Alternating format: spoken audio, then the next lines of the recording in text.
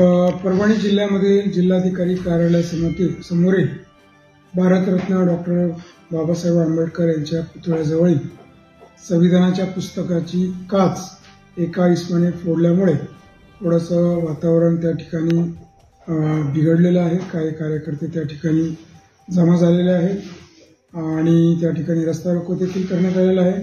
तथापि त्या इसमाला आम्ही तात्काळ अटक केलेली आहे। तो पोलीस कस्टडीमध्ये आहे, पोलिसाच्या ताब्यात आहे। गुन्हा दाखल करायची कारवाई सुरू आहे आणि डॉक्टर बाबासाहेब आंबेडकर यांच्या पुतळ्यास हार देखील आपण घातलेला आहे। सर्व नागरिकांना मी आवाहन करतो, विनंती करतो की आपण कुठलाही कायदा सुव्यवस्थेचा बिघडणार नाही यासाठी आपण दक्षता घ्यावी व कोणत्याही प्रकारे अफवावर आपण विश्वास ठेवू नये। सदर ठिकाणी मी स्वतः जिल्हाधिकारी, जिल्हा पोलीस अधीक्षक, सर्व पोलीस अधिकारी, प्रांताधिकारी आम्ही स्वतः भेट दिलेली आहे आणि परिस्थिती नियंत्रणात आहे। मात्र अफवावर विश्वास ठेवून आपण कुठलेही गैरकृत्य करू नये, कुठल्याही समाजाच्या भावना दुखावणार नाही याची आपण दक्षता घ्यावी आणि शांततापूर्ण वातावरण कसं राहील याकडे सर्वांनी सहकार्य करावे।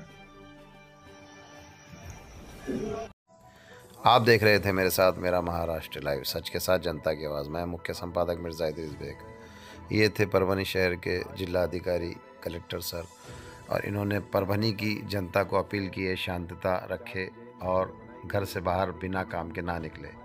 आप देख रहे थे मेरे साथ मेरा महाराष्ट्र लाइव, सच के साथ जनता की आवाज़। हमारे चैनल को सब्सक्राइब करें, लाइक करें, शेयर करें। धन्यवाद।